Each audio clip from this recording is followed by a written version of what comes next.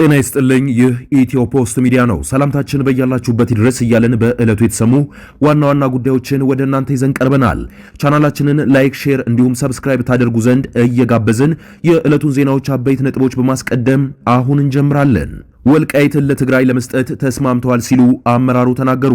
እኛ ብንናገርም አታምኑንም ሲሉ ጄኔራል መሐመድ ተሰማም ተናግረዋል። ጄኔራሉ ለመጀመሪያ ጊዜ ዘመነ ካሴ ለሰጠው አስተያየትም መልስ ሰጥተዋል። ፋኖን ፋኖ ብዬ አልጠራውም ያሉት ጄኔራሉ ታጣቂዎቹ ላይ በርካታ ክሶችም አቅርበዋል። በሌላ በኩል የቀድሞ የፋኖ አመራር ፋኖን ለ4 ኪሎ ወልቃይትን ለትግራይ ሊሰጡ ተስማምተዋል የሚል አነጋጋሪ አስተያየትም ሰጥተዋል። በቅርቡ ዘመነ ካሴ በኤርትራ እንደነበረም ገልጸዋል። በዝርዝር የምታደምጡት መረጃችን ነው። አሰብ ተጠቀለለች፣ አዲዮስ አሰብ ተባለ። ጦርጊያው ባጭሩ ለመቋጨት እርምጃም ጀምረዋል። ጦርነቱን ባጭሩ ለመቋጨት መከላከያ ሰራዊት ተዘጋጅቷል። የኤርትራውን ጦርነት የሚቀሰቅሱ ከሆነ ኢትዮጵያ ጦርነቱን ባነሰ ኪሳራና ባጭሩ ለመቋጨት ዝግጅት ማድረጓም ታውቋል። በዚህ ጉዳይ ላይ ፊልድ ማርሻሉ የመሩት ጥብቅ ስብሰባም ተደርጓል። በሌላ በኩል መከላከያ አሰብን የጠቀለለው ካርታም ይፋ አድርጓል። ነገርየው ሊፈነዳ ከጫፍ መሆኑም ተነግሯል። በዝርዝር ታደምጡታላችሁ። ፑቲን የሚተማመኑባቸው ተዋጊ ጄቶች በአዲስ አበባ ሰማይ ስር ሊነክሱ ነው። ነበልባል እሳት የሚተፉት የራሽያ ዘመናዊ ጄቶች ከኢትዮጵያ አየር ኃይል ጋር በመሆን እጅን በአፍ የሚያስጭን የአየር ትርኢትም ያደርጋሉ። በሌላ በኩልም ኢትዮጵያን ጨምሮ የብሪክስ ሀገራት የጋራ ወታደራዊ ልምምድ ሊያደርጉ መሆኑም ተገልጿል። በዝርዝር ትሰሙታላችሁ። ትግራይን ለመገንጠል አደገኛ እርምጃ እየተወሰደ መሆኑ ተሰማ። በሕገ መንግስቱ አንቀጽ 39 የተቀመጠውን የመገንጠል መብት ምክንያት በማድረግ ክልሉ እንዲገነጠል ለማድረግ ከፍተኛ ስራ እየተሰራ እንደሆነም ድርጅቱ ይፋ አድርጓል። ከሰሞኑ ለሶማሌላንድ የተሰጠው እውቅና የኢትዮጵያን ተገንጣይ ኃይሎች የልብ ልብ ሳይሰጥ እንዳልቀረም ተሰምቷል። ታደምጡታላችሁ። የተወደዳችሁ የቻናላችን ቤተሰቦች እነዚህንና ሌሎች መረጃዎችን ይዘናል። አሁን በዝርዝር ወደምንመለከታቸው መረጃዎች እናመራለን። በቅድሚያ ትግራይን ለመገንጠል አደገኛ እርምጃ እየተወሰደ መሆኑም ተሰምቷል። በሕገ መንግስቱ አንቀጽ 39 የተቀመጠውን የመገንጠል መብት ምክንያት በማድረግ ክልሉ እንዲገነጠል ለማድረግ ከፍተኛ ስራ እየተሰራ እንደሆነም ድርጅቱ ይፋ አድርጓል። ከሰሞኑ ለሶማሌላንድ የተሰጠው እውቅና የኢትዮጵያን ተገንጣይ ኃይሎች የልብ ልብ ሳይሰጥ እንዳልቀረም ተዘግቧል። በሕገ መንግስቱ አንቀጽ 39 የተቀመጠውን የመገንጠል መብት ምክንያት በማድረግ ክልሉ እንዲገነጠል ለማድረግ ከፍተኛ ስራ እየተሰራ ነው ሲሉ በትግራይ ክልል የሚንቀሳቀሰው የሹም ተንቤ ፓርቲም ገልጿል። ይህንን ያሉት የፓርቲው የበላይ ጠባቂ አቶ ገብረ ሚካኤል ተስፋዬ ከአህዱ መድረክ ጋር በነበራቸው ቆይታ ሲሆን በ7 እና 8 ዓመታት ውስጥ በትግራይ ክልል ከተፈጠረው ግጭትና ፖለቲካዊ አለመረጋጋት ጋር ተያይዞ ኢትዮጵያዊነትን ጥያቄ ውስጥ እንዲገባና መገንጠል ትችላለህ በሚል ከፍተኛ ስራ እየተሰራበት መሆኑም ተናግረዋል። በክልሉ ካለው የፖለቲካ አለመረጋጋት ጋር ተያይዞ እንገንጠል በሚል አስተሳሰብ ህዝቡን ከፍተኛ ዋጋ የከፈለበትን በሚሊዮን የሚቆጠሩ ዜጎች ህይወት ያጡበትን ብሎም በኢትዮጵያዊነቱ ይሰማው የነበረውን ክብር እንዲያጣ ከፍተኛ ስራ ተሰርቷል ብለው እንደሚያምኑም ገልጸዋል። የክልሉ ህዝብ ለኢትዮጵያ ከፍተኛ ሚና የተጫወተ በመሆኑ ባለው የፖለቲካ አለመረጋጋት ምክንያት ትግራይ እንድትገነጠል ለማድረግ የሚሰራው ስራ መቆም እንዳለበትና በህገ መንግስቱ የተቀመጠውን የመገንጠል መብት አጥብቀው እንደሚቃወሙም ተናግረዋል። ፓርቲው ከተቋቋመ አጭር ጊዜ መሆኑን በመግለጽ የትግራይ ህዝብ በኢትዮጵያዊነቱ ክብር እንዲሰማውና በህዝቡ ላይ የሚፈጸመውን የፖለቲካ ማጭበርበር እንዲቆም ብሎም የመገንጠል መብት በሚል የሚሰሩ የፖለቲካ ሻጥሮች መቆም እንዳለባቸውም አጽንኦት ሰጥተዋል። ከሰሞኑ ጄኔራል ክንፈዳኛው በሰጡት አስተያየት ትግራይ ያላት ምርጫ 2 ነው፣ ባርነት ከኢትዮጵያ ጋር ወይስ ነጻነት ነው ሲሉ መናገራቸውም ይታወሳል። በዚህ የጄኔራሉ ንግግር ላይ በርካቶች ተቃውሟቸውንም አሰምተዋል። ተቃውሞ ካሰሙ ፖለቲከኞችም መሃል የኦህዴድ መስራች አቶ አባዱላ ገመዳም ይጠቀሳሉ። አባዱላ ከጄኔራል ክንፈዳኛው የመገንጠል አባዜ በሰጡት ምላሽ የትግራይ ህዝብ ውስጡ ኖር ያለው በወጣትነቴ እዚያ አሳልፍ ያለው ትግራይን ብቻ ሳይሆን ኢትዮጵያንም አንድ በአንድ አውቃታለሁ። የትግራይ ህዝብ ፖለቲከኛው እንደሚያስበው ሳይሆን ጠንካራ ኢትዮጵያዊ መሰረት ላይ የቆመ ህዝብ ነው ሲሉ የመገንጠል ሐሳቦች ፖለቲከኞች ህዝቡን ካለማወቅ የሚያቀነቅኑት አጀንዳ እንደሆነም ጠቅሰዋል። አሰብ ተጠቀለለች፣ አዲዮስ አሰብ ተባለ። ጦር ውጊያው ባጭሩ ለመቋጨት እርምጃም ተጀምሯል። ጦርነቱን ባጭሩ ለመቋጨት መከላከያ ሰራዊቱም ዝግጅቱን ጨርሷል። የኤርትራ ጦርነት የሚንቀሳቀስ ከሆነ ኢትዮጵያ ጦርነቱን ባነሰ ኪሳራና ባጭር ለመቋጨት ዝግጅት ማድረጓም ታውቋል። በዚህ ጉዳይ ላይ ፊልድ ማርሻሉ የመሩት ጥብቅ ስብሰባም ተደርጓል። በሌላ በኩል መከላከያ አሰብን የጠቀለለ ካርታም ይፋ አድርጓል። ነገርየው ሊፈነዳም ይመስላል። አሰብ ላይ ትንቅንቁም አይሏል። ሁኔታው ከእጅ ያመለጠ ብርጭቆ ሊሆን አሳቻ ሰዓትም እየጠበቀ ነው። አብይ ስህተት ነው ያሉትን የአሰብን ጉዳይ ለማረም ታንኩንም መድፉንም አዘጋጅተዋል። ኢሳያስም አሰብን ሆነ ስልጣናቸውን ለማዳን ከ4 ኪሎ ጋር ተናንቀዋል። ነገሩ እጅግ እየከረረ ነው። ኢትዮጵያ ማንም ከአሰብ አያስቀረኝም አያስቆመኝም በሚል አቋሟም ጸንታለች። በእርግጥም አሰብ ወደ እናት ቤቷ ተመልሳለች። ጨዋታው ያበቃ መስሏል። መከላከያ አሰብን የጠቀለለውን አዲሱን የኢትዮጵያ ካርታም ይፋ አድርጓል። በትናንትናው ዕለት የብላቴ ማሰልጠኛ ማዕከል ያሰለጠናቸውን ምልምል ወታደሮች ሲያስመርቅ አዲስ ነገርም ታይቷል። የልዩ ዘመቻዎች እዝ ማሰልጠኛ ማዕከል ለወራት ያሰለጠናቸውን መሰረታዊ ምልምል ወታደሮችም ነው በትናንትናው ዕለት ያስመረቀው። በምረቃው ላይ በተደረገው የሽልማት ስነ ስርዓት ላይም አሰብን ወደ ኢትዮጵያ ካለለ ካርታ ለተሸላሚው ሲበረከትም ታይቷል። ምስሉ በመከላከያ ይፋዊ ገጽ ላይም ሰፍሯል። ይህ የመከላከያ እርምጃ ኢትዮጵያ በአሰብ ጉዳይ መቁረጧን ያረጋገጠም ሆኗል። አሁን ደግሞ ጊዜው መቅረቡ እየታየ ነው። መከላከያ አሰብን ለመጠቅለል በሚደረገው እንቅስቃሴ ጦርነት የሚፈጠር ከሆነ ጦርነቱ በአጭር ለመቋጨት ዝግጅት መደረጉም ታውቋል። በዚህ ጉዳይ ላይ አንድ ጥብቅ ስብሰባም ተደርጓል። ፊልድ ማርሻል ብርሃኑ ጁላ፣ ጀነራል ይልማ መርዳሳ፣ አምባሳደር ሬድዋን ሁሴን፣ ሲሳይ ቶላን ጨምሮ ከፍተኛ ወታደራዊ መኮንኖችና የደህንነት አዛዦችም ተገኝተዋል። ይህ ስብሰባ ዓላማው ጦርነቱን እንዴት በትንሽ ኪሳራና በአጭር ጊዜ እንቋጨው በሚል ያተኮረ እንደሆነም ተገልጿል። የስብሰባው ተሳታፊዎች ሀገርን ከጥቃት ለመከላከልም ሆነ የሚገጥሙን ውጊያዎችን በአነስተኛ ኪሳራና በአጭር ጊዜ ለማጠናቀቅ በቴክኖሎጂ ላይ በትኩረት ሊሰራ እንደሚገባም ገልጸዋል።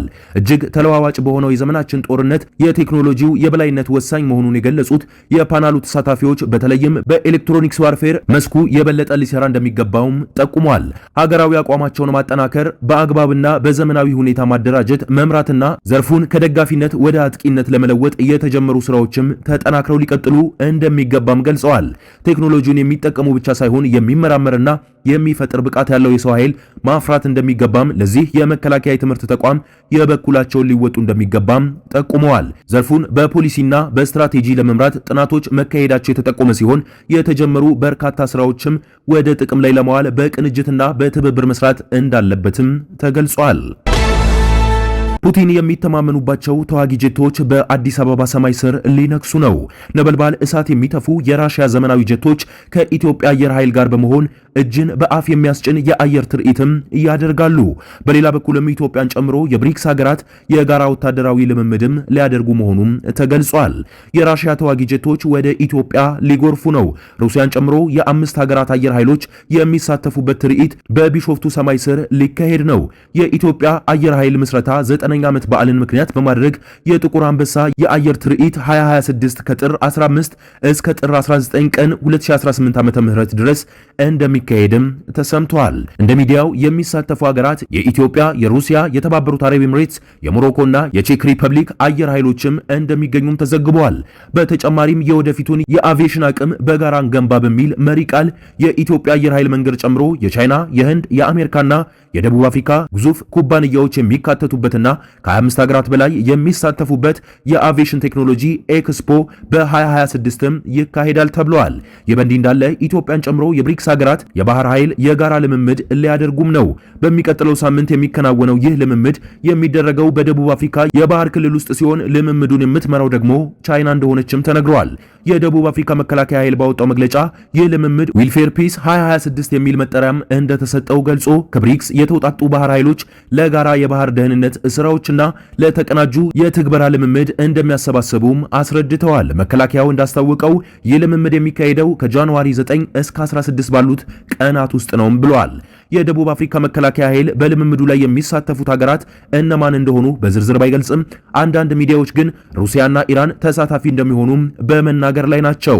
እንዲሁም ኢትዮጵያና ኢንዶኔዥያ የዚህ ልምምድ አካል እንደሚሆኑ እየተዘገበም ይገኛል። ከዚህ ቀደም ቻይናና ሩሲያ በደቡብ አፍሪካ ባህር ላይ ሁለት ጊዜ የባህር ኃይል ልምምድ ያደረጉ ሲሆን ሶስተኛውን ልምምድ በኖቬምበር ወር 2025 ላይ ለማድረግ አቅደውም ነበር።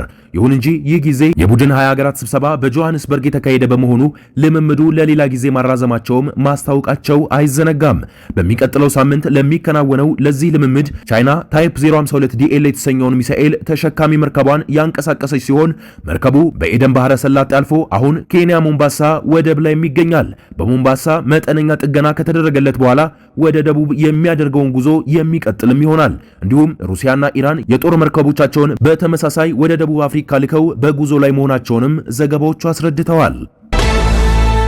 እኛ ብንናገርም አታምኑንም ሲሉ ጄኔራል መሐመድ ተሰማ ተናገሩ። ጄኔራሉ ለመጀመሪያ ጊዜ ዘመነ ካሴ ለሰጠው አስተያየትም መልስ ሰጥተዋል። ፋኖን ፋኖ ብዬ አልጠራውም ያሉት ጄኔራሉ ታጣቂዎቹ ላይ በርካታ ክሶችም አቅርበዋል።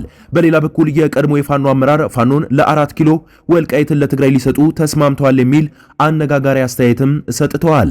በቅርብ ዘመነ ካሴ በኤርትራ እንደነበረም ገልጠዋል።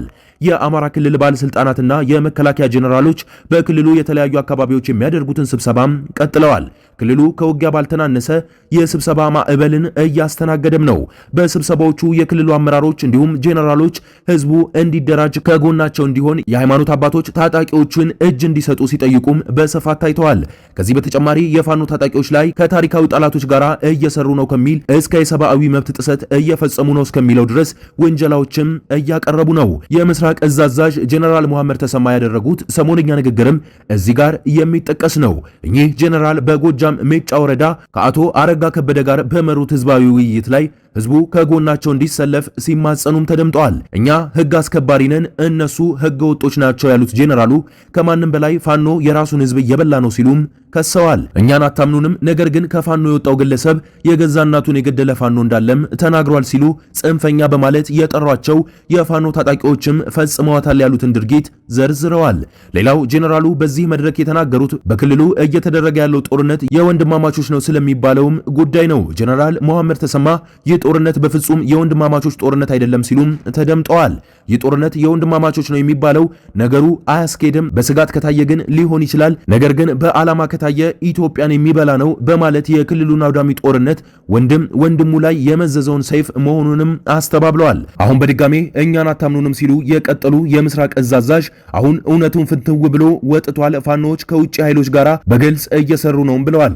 ዘመነ ካሴንም በስም ሳይጠቅሱ ከዚህ ቀደም አንድም የፋኖ አመራር ይህንን መንግስት ለማፍረስ ከሰይጣንም ጋር ቢሆን እንሰራለን ሲሉ ዝቷል በማለት አክለውበታል። ከዚህ ቀደም የፋኖ አመራር ዘመነ ካሴ ይህን መንግስት ለመገልበጥ እና ለማፍረስ አይደለም ከውጭ ኃይሎች ጋር ከሰይጣንም ጋር ቢሆን እንሰራለን ሲሉ ተደምጠውም ነበር። ጄኔራል መሐመድ ተሰማም ይህንን የዘመነን ካሴ ንግግር በማስታወስ ከሰይጣንም ጋር ቢሆን አብረው ሊያፈርሱን ነው ብለዋል። ጄኔራሉ ቀጥለውም በተደጋጋሚ መንግስት የድርድር ጥሪ አድርጓል። ጥሪውን ግን ከመቀበል ይልቅ አፍ ይዘውበታል። 4 ኪሎን ቤተ መንግስት ከሰጡን እንደራደራለን ይላሉ። ይህ ግን ልክ አይደለምም ብለዋል። በሳምንት 4 ኪሎ ሊገቡ ይቅርና መንደር ውስጥ እንኳን ማደር እየቻሉ አይደለም ሲሉም አክለዋል። ጄኔራሉ በዚህ መድረክ ላይ ሌላው ያነሱት ነጥብ ከወራት በፊት በመንግስት እጅ ወድቃ ጡቷ ተቆርጧል ስለተባለችው የፋኖ ወታደር ጉዳይም ነው። ጄኔራሉ ይህንን ኢሰብአዊ ክስተት ፋኖ ከሻቢያና ግብጽ የተቀበለውን አጀንዳ ነው ሲሉም አጣጥለውታል። ይህ በእንዲህ እንዳለ በቅርብ ከክልሉ መንግስት ጋር የሰላም ስምምነት ተፈራረመ የተባለው ካፒቴን ማስረሻ ሰጤ አነጋጋሪ ቃለ መጠይቅም ሰጥተዋል። በቃለ መጠይቁም ፋኖና ህወሓት ተስማምተዋል ያለውን ጉዳይም አንስተዋል። የህወሓት ጄኔራሎች ከትግራይ፣ ዘመነ ካሴ ከጎጃም፣ ሄኖክ አዲሴ ከወሎ፣ ብሩክ የተባለ ልጅ ከሸዋ ፋኖ፣ ሀብቴ ወልዴ ከጎንደር ሆነው ኤርትራ አሬና የተባለ ቦታ ላይ በአንድ ወቅት በጋራ ተሰብስበው ነበርም ብለዋል። በስብሰባቸው መጨረሻም መግባባት ላይ የደረሱበት ነጥብና የውሳኔ ሐሳብ ህወሓት ለፋኖ ትጥቅና ሎጂስቲክ ለማቅረብ ፋኖ ደግሞ ወልቃይትን ለህወሓት ለማስረከብ ነበረም። ስምምነቱም 4 ኪሎን ለእናንተ ወልቃይትን ለኛ የሚል እንደሆነም ተናግረዋል። የኢትዮ ፖስት ሚዲያ ተከታታዮቻችን ለሰዓቱ የነበረን መረጃ ይህን ይመስላል። በሌላ ትኩስ መረጃ እስከምንገናኝ ቸር ቆዩ።